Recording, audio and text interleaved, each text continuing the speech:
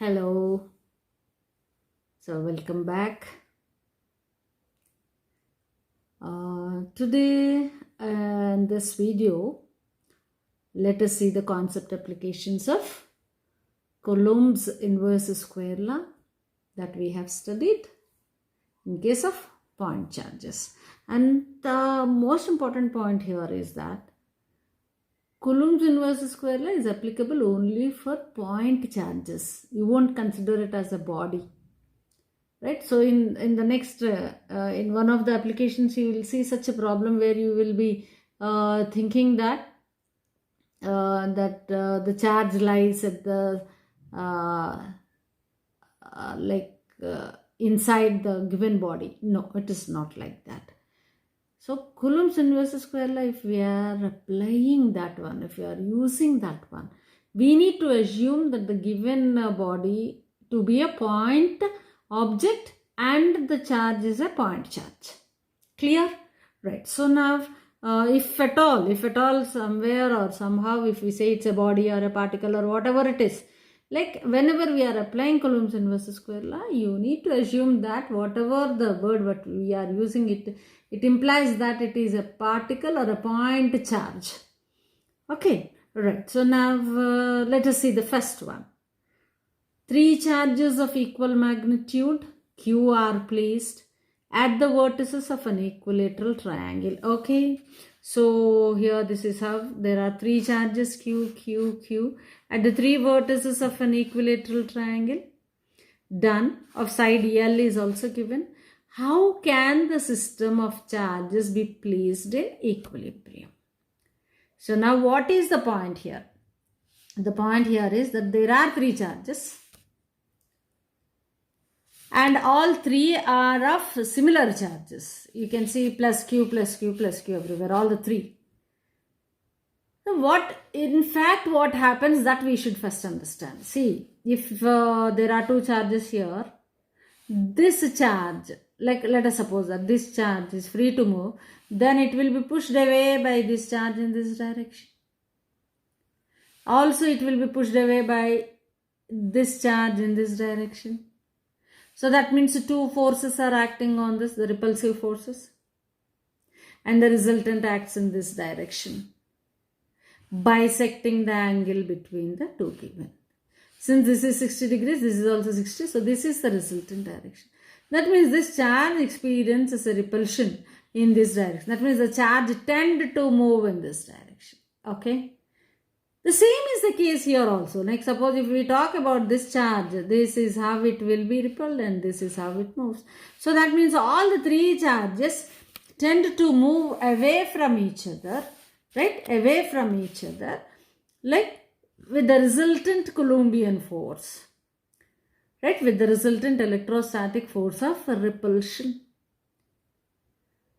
Here the point is that we have to keep the whole system in equilibrium. That means they should not be moved away. They should not be moved away from each other, nor they should come and cling to one particular thing here. So now the point here is, if we consider one particular charge here, it is moving in this direction. With what force it moves? Suppose F is the force of repulsion between these two. Of course, equal magnitude, same is there, F. So, 2F cos theta by 2 is not. What is the resultant here? It will be 2F cos theta by 2, where that is cos 30. So, that means each charge can move away with what force? 2F cos 30 degrees. It can move with 2F cos 30 degrees. Now we need something. Which can oppose this force. Or which can cancel this force so that it remains here. Right? Perfectly alright.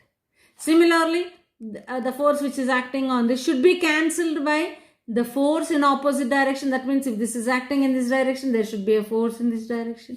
Now if this is moving in this direction, there should be a force in this direction. That means the force is towards the center, towards a particular point here.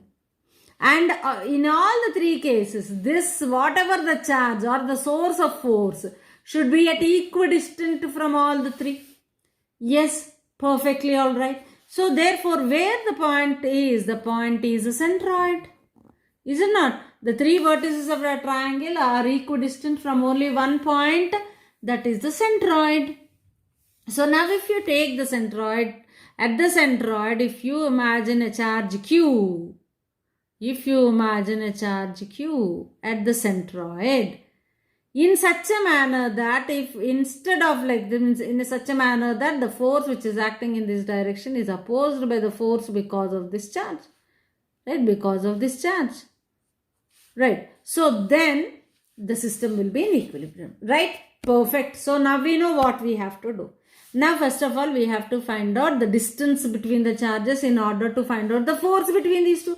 Right. So now what is the condition? The condition here is that whatever the force of repulsion that is acting on each charge, what are the force of repulsion that is acting on each charge? What is that? 2F cos 30 degrees. That should be equal to, and opposite to that, like the force between these two. What is the force between these two? 1 by 4 pi epsilon naught.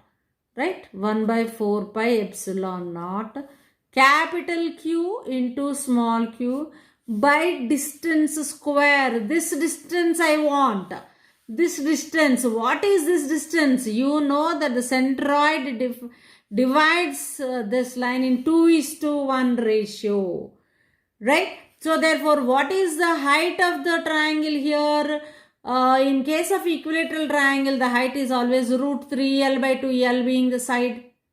So 2:3 ratio, that means like it is in 2/3 of root 3 L by 2 is the distance now. Now, if I say that it is distance square. Now, what is the distance here? 2 by 3 of root 3L by 2. Why? Because the height of the triangle here is root 3L by 2. It's an equilateral triangle. Now, centroid divides this in 2:1 ratio. Like from the vertex side, that is this distance is 2/3 of the total distance. 2/3 of the height. So now this is the condition. Yes or no? Absolutely right. Now just let us substitute everything and then find out what is the value of Q. Okay. So now here these two should be equal and opposite. Right? So they should be equal and opposite. I will take a minus sign here because these two are equal and opposite. Okay. Right. So now 2F is again 1 by 4 pi epsilon naught. Right. Into Q1, Q2. So that is the distance like these two charges because of the repulsion. That is Q square by D square is L square into cos 30 is root 3 by 2. Right. Which is equal to minus sign I am taking it here. 1 by 4 pi epsilon naught. Right, 1 by 4 pi epsilon naught capital Q into small q by D square. What is D square? 2/3. 2 will get cancelled. This will become root 3. This will get cancelled to root 3 times. So, what is that? L by root 3 whole square. So, I'll write it as L square E into 3. Done? Perfect. So now 1 by 4 pi epsilon naught, 1 by 4 pi epsilon naught, 2 will get cancelled. So 1Q and Q will get cancelled. Right, L square is getting cancelled. Now root 3 is getting cancelled with here root 3 times. Very good, fantastic. So now what are we left with? Q is equal to. Now Q is equal to. Right, so what do you have here? Q by root 3. Q by root 3. But Q by root 3 with a negative sign.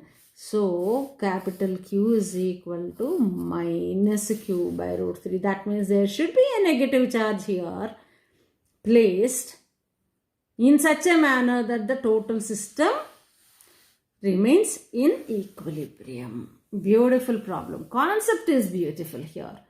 Of course, substitution, everybody will do it. Thinking like what should be done, that is important.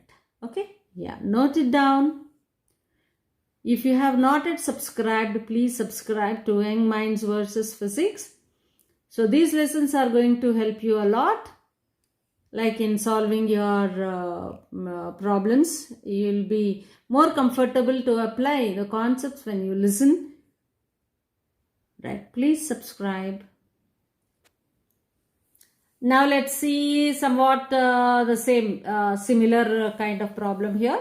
I think most of you might have done such problems already, but let's see it as like a recollection of concepts. Right. So there are charges plus q and plus 4q at a distance L. Now we need a third charge. So that the entire system is in equilibrium. Right, similar to what we have seen just now. And the first problem is definitely a beautiful concept. Here it is very simple. Now you imagine some capital Q as we have imagined in the previous problem. And the force because of these two must be equal and opposite. Okay. So thus this remains here. Right. When this remains here, and also see that, the given charges both are positive. That means there is a force of repulsion acting away from each other. So we want something which can bind it or which can oppose this force. That means the force should be in this direction, isn't it? The force should be in this direction. Here also the force should be in this direction in order to oppose this. That means these two forces, whatever the forces which are acting here, should be opposite. And also the kind of the charge you can imagine very easily. Yes, it should be negative charge. Let us see whether we are getting it to be negative charge or not. Okay, so applying Coulomb's inverse square law directly, because point charges are given 1 by 4 pi epsilon naught. Force between these two is QQ by D square. Let me imagine that this is at a distance of x from small charge Q. Right, that is equal to again 1 by 4 pi epsilon naught 4q into capital Q divided by, now the total distance given in the problem is L. If I imagined it to be x from the smaller charge, then the other one will be L minus x whole square. Very good. Right, but with a negative sign, because I said both should be equal and opposite. Right, so this is the thing, QQ will also get cancelled.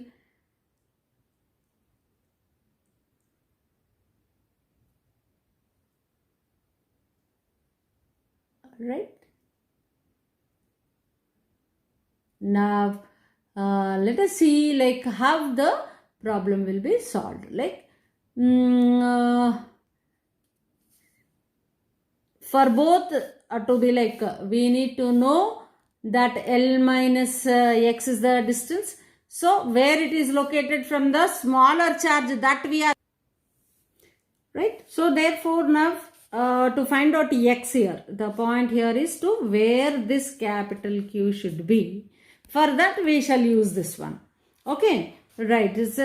See why? Because here anyway Q is going to get eliminated when we talk about the two forces which are acting like on this, right, in opposite directions. Now our point here is to find out x.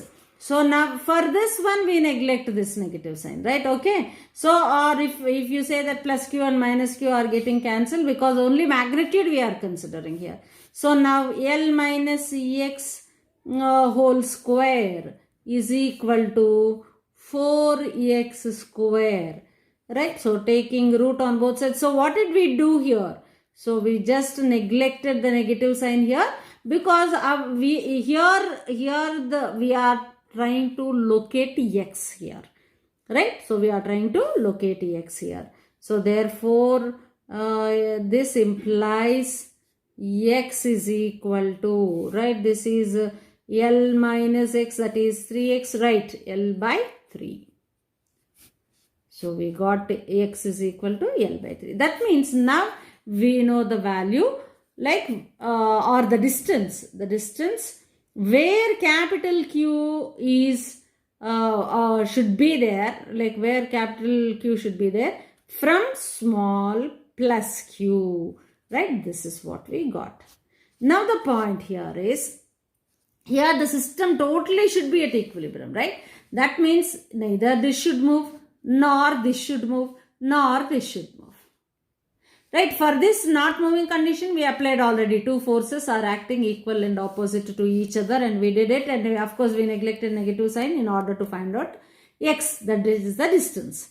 Right, now here, so at any of the two charges, you can use this concept as like the force of repulsion between these two charges. The force of repulsion between these two charges must be equal to the force of attraction because of this one. Yes, right. So suppose if I take this into consideration, the force which is acting on this is, because of this is repulsive force in this direction. Yes. And because of attractive force, because of this is in this direction. So these two forces must be equal in order to keep charge 1 at rest. Similarly, these two forces must be equal. So let us equate and then see. So therefore, like 1 by 4 pi epsilon naught to keep small q in equilibrium, small q or 4q in equilibrium, 1 by 4 pi epsilon naught q into 4q, right, divided by d square. So what is the distance of separation between them? L square, which is equal to, let me find for this one, okay, right. So now that is 1 by 4 pi epsilon naught, right. So now for this one I am taking means q into small q into capital Q divided by d square. What is the distance of separation between these two? X. How much did we get? L by 3 whole square, that is L square into 9 with a minus sign. Let me take minus here.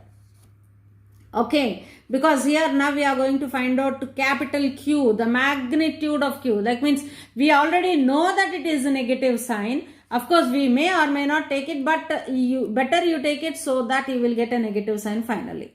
Right, so 1 by 4 pi epsilon naught, 1 by 4 pi epsilon naught, L square and Q and 1Q. So now you are here with Q is equal to, right, Q is equal to, right, 4Q. Do we have 4Q here? Right, 4Q by, what is the other one left? 9 with negative sign. So capital Q is equal to minus 4Q by 9. So it is also proved that a negative charge which when placed between the line joining two positive charges can keep the whole system in equilibrium. Right? Perfect. So make a note of it. Yes. Next problem. A charge capital Q located at a point maybe at point r bar, in the sense at a point whose radius vector or like whose position vector is r bar is in equilibrium under the combined field of three charges Q1, Q2 and Q3. Similar to the previous two problems. Right? Always what we are giving, like all the concepts are under force due to multiple charges, right? So now if the charges Q1 and Q2 are located at points R1 bar and R2 bar, that means the position vectors of the two charges are given to us. But Q3 is not, like we don't know where Q3 is located, right? Now the point here is find the direction of the force on Q due to Q3 in terms of Q1, Q2, R1, R2 bar and R bar. That means first of all we should know where and how Q is like Q3 is going to affect this one. Okay, so now that means it is something like there are forces because of Q1, Q2 and Q3 acting on capital Q such that F1 plus F2 plus F3 bar, F1 bar plus F2 bar plus F3 bar is equal to 0. Okay, right. So I think you are getting confused here. No need to be worried about it. See how we did it in previous two cases similarly. First we will take two charges. We'll consider two charges. Because of the two charges, we'll find the resultant on the capital Q, and automatically, obviously, the third charge Q3 will be lying or will be applying a force which is exactly opposite to the resultant force because of these two, right? Perfect. So now let us suppose here, let us Q1 and Q2 are here, capital Q is here, right? Because of small q1, the force here is in this direction. Capital Q is also he didn't specify it, right? Whether given charge is positive or negative, but here he said that Q is in equilibrium. He didn't say that the total system is in equilibrium. He says that this Q should be in equilibrium. So let us suppose that this is positive charge only. This is also positive. This is also positive. So therefore the force here is a force of repulsion in this direction. Force because of this is in this direction. Now what is given to us is only the position vectors of the three charges is given. Neither the angle between these two forces is given, nor the magnitude of separation between these two is given. Right? So only with these you are supposed to do the problem. So now if you observe this one, this is R bar, this is R1 bar, and this is the right distance of separation between these two, right? That means this vector, this position vector, or rather we can say the displacement vector, right? This vector is the one which is going to give you the magnitude of separation between these two, right? So what is this one? Yes, R bar minus R1 bar, right? If you people are not so much clear with the concepts of vectors, please you can go through my vectors playlist. So, and you can see all the videos where you will get a clear concept or a clear idea of how to apply the vectors concepts wherever it is needed, right? So it is already there in the playlist. If you enter into the YouTube channel, you can find it, right? So R bar minus R1 bar is this, and similarly this is R bar minus R2 bar. So now I know distance of separation, right? What is the magnitude of that? That is R bar minus R1 bar modulus, right? So now let me find out this first one, right? So that means the force in this direction, and this is the force in this direction, right? So let me find out that one first. So in the solution, let me name it as F1 and this one as F2. So what is F1 is equal to 1 by 4 pi epsilon naught small q into capital Q by distance of separation modulus of R bar minus R1 bar whole square. I am taking modulus. Okay, right. So now I have F1. Right, but here what the thing is that we want the direction also, not only the magnitude but direction also. That means I need the vector form of F1. I need vector form of F1. So that means I need F1 bar here. How can I make it bar? This is only magnitude. So if I multiply with the unit vector in this direction, that will become F1 bar. What is the unit vector in this direction? The unit vector of R bar minus R1 bar. So therefore I am taking it as unit vector is equal to A bar by modulus of A bar. So this is it. So R bar minus R1 bar by modulus of R bar minus R1 bar. So I got F1 bar now. Now let me take F2. What is F2? 1 by 4 pi epsilon naught, small q into capital Q. Distance of separation, R minus R2. So R bar minus R2 bar modulus whole square. This is only a magnitude. I want to make it a vector, right? So therefore into R bar minus R2 bar by R bar minus R2 bar modulus. Why am I multiplying this? Students, why am I multiplying this? Why? Because I want to impart direction to this magnitude so that the whole thing will become the vector. The whole thing will become the vector. Why? Because angle is not given to find out magnitude. Now, if angle of separation, like angle of application of the two forces is given, like or angle between them is given, you can find out F1 square plus F2 square plus 2F1 F2 cos theta under root as the magnitude. And thus you can find out also tan alpha is equal to something so and so. Like from yes, parallelogram law of vectors. But here, magnitude is not given to me. Neither the angle of separation between the two vectors is given. So therefore I am going to leave it in the vector form only. My resultant will be in the vector form.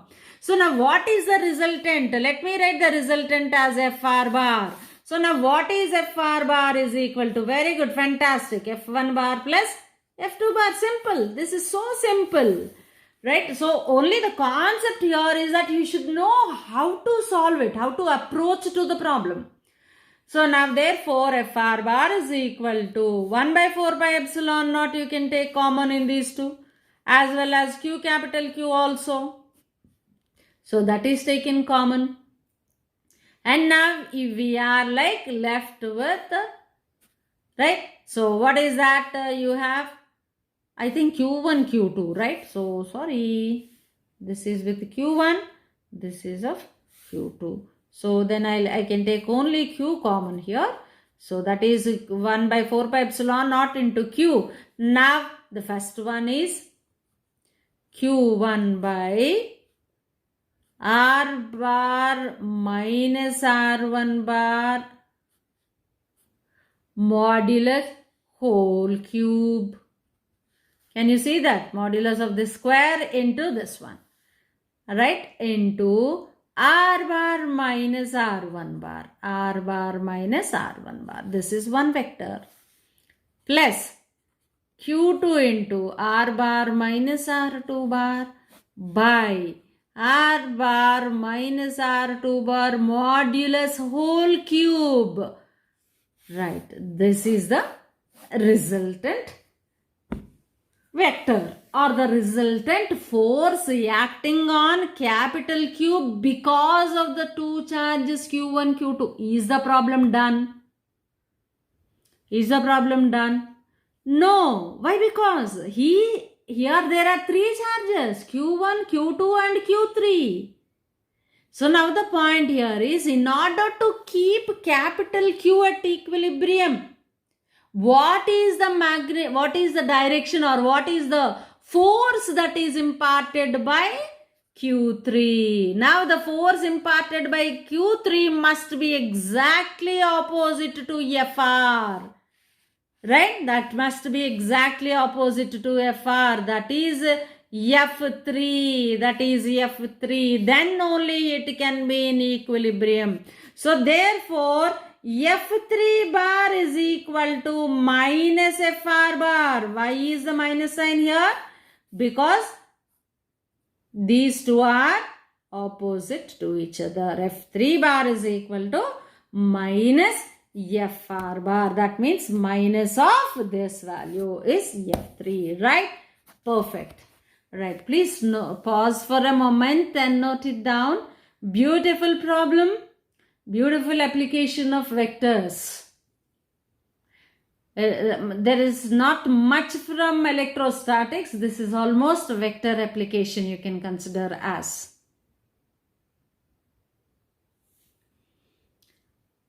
Here is another problem. right, two identical helium-filled spherical balloons, each carrying charge Q, are tied to a weight W with strings and float in equilibrium as shown. Wow, beautiful. In equilibrium means neither they are going upward nor they are coming downward, but they are floating in the air in equilibrium. Very good. Beautiful problem. Right.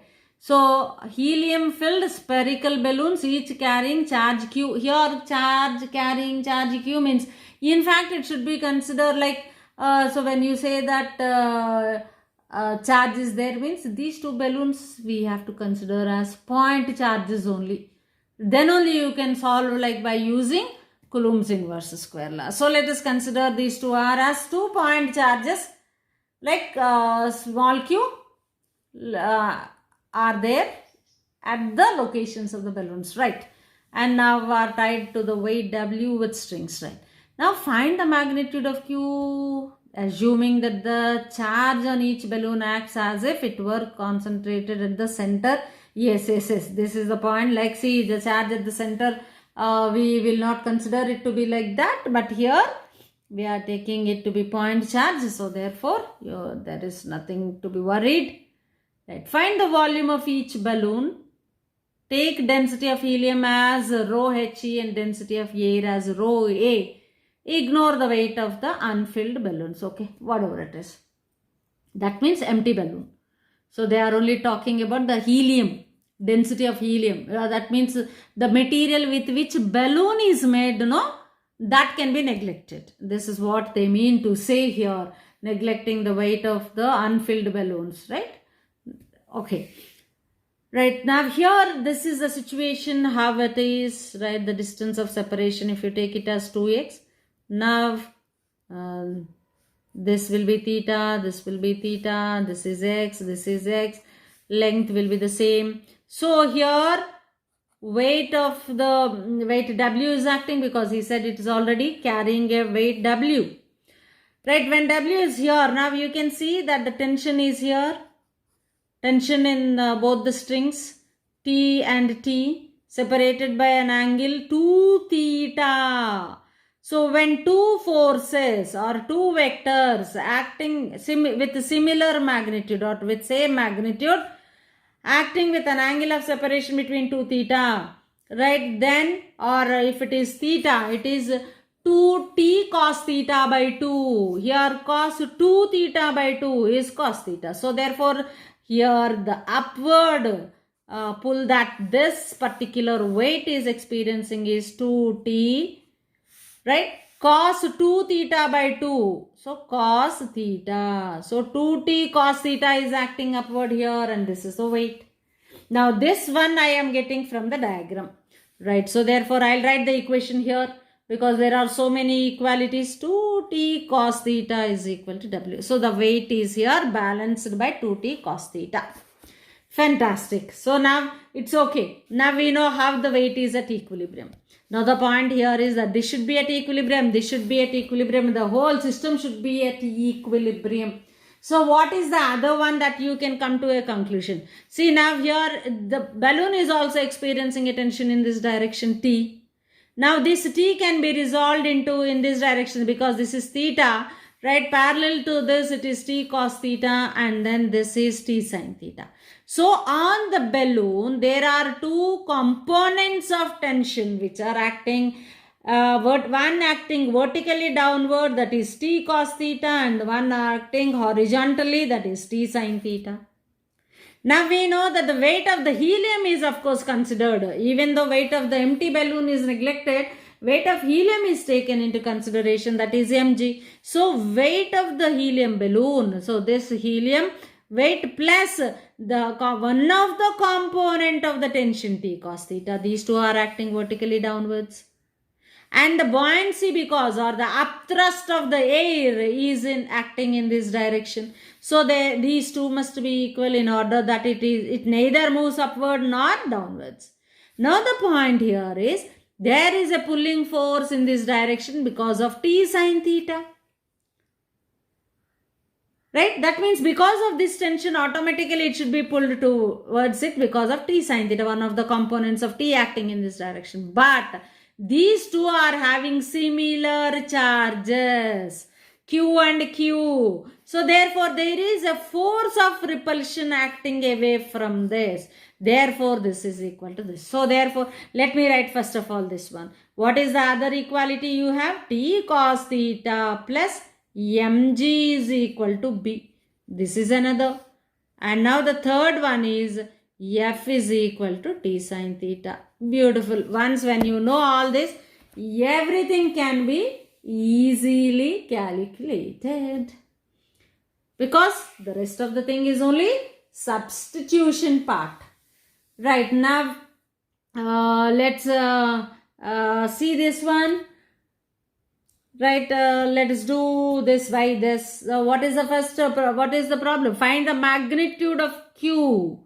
Right, we wanted to find out the magnitude of Q. So therefore, F term should be included in this, is it not? Because Q lies with F.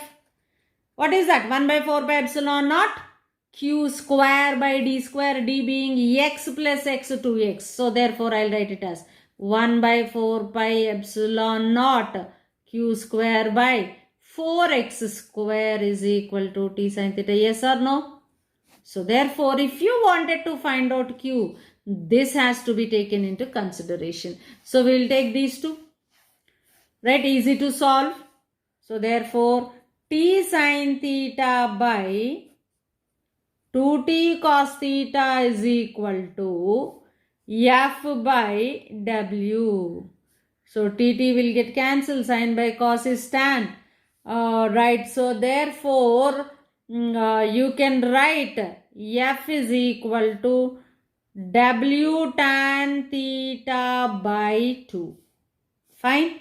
Yes, w tan theta by 2. Now what is your f? This is f. So q square by 4x square. So this whole thing is equal to now w tan theta by 2. So now I want only q square. I am writing directly. Q square is equal to now 4x square into 4 pi epsilon naught multiplied by w tan theta by 2. W tan theta by 2. Right, 2 will get cancelled. So 2 times. So therefore Q is equal to 8 pi epsilon naught W tan theta. Right, if you want to keep x square under the root, then you can write the whole thing under root. Or you can take x outside and then write the remaining thing in the root. So this is how you are finding charge. So determining this is very easy. But understanding what are all the forces which are acting on the system in order to keep it equilibrium, that is the concept. Right? Substitution, simplification, everyone can do it. Remember that. Substitution and simplification, everybody can do it. But understanding the concept is very, very important. Right. Now the first problem is done. Right. The first part of this is done. What is the second part? Find the volume of the balloon. When you are saying volume of the balloon, definitely we need mg. That means mass. Mass term we need. Why? Because why do we need mass? Mass is because volume and density. From there you will be getting volume, is it not? Right. So density is equal to mass per unit volume. So therefore mass is equal to volume into density. Right. So when you wanted to find out volume, we need to use that term. So I am going to use this one, mg1. Because I have this one, T cos theta plus mg is equal to buoyancy or the upthrust due to air, because the air density is also given to us. So I will use this equation for that. So now what I know is T cos theta plus mg is equal to B.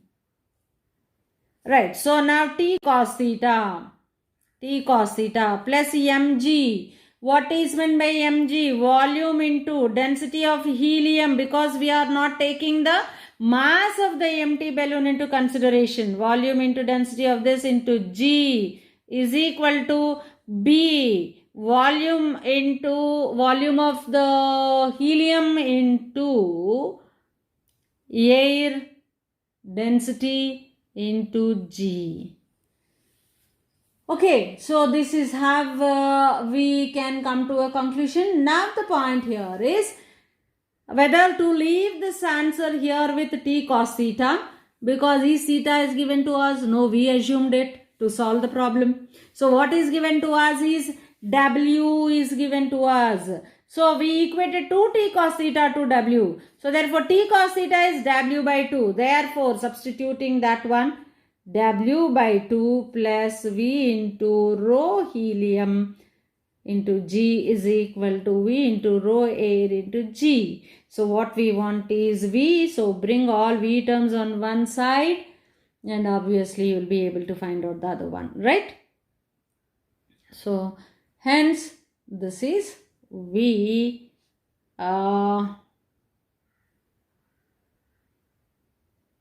into rho A minus rho helium into G is equal to W by 2. Fantastic. Right? So volume is equal to, now you know what to do. W by 2 times of rho A minus rho HE into G. Fantastic. This is the volume. This is how you can find out the volume. And if tension is asked, then also you can find out. Even if angle is asked, that also you can find out. That means sometimes question will be asked like with what angle between the strings is the weight suspended. That can also be said. What could be the length of the strings? That can also be said if angle is given. Anything, if anything is asked from this kind of problems, when you know how to analyze this one, right? So when you know how to say like where, because of which forces and how they are acting and why the system is in equilibrium, when you know this, then you can solve anything. Right, so this is all for today. Like in this video, right, please make a note of all this. This is a very, very important problem and concept is important. Why? I have given you the reason behind every force, where it is acting, why it is acting, and how the system is in equilibrium. That you have to keep in mind while you solve the problems. If you have not yet subscribed, please subscribe. See you again.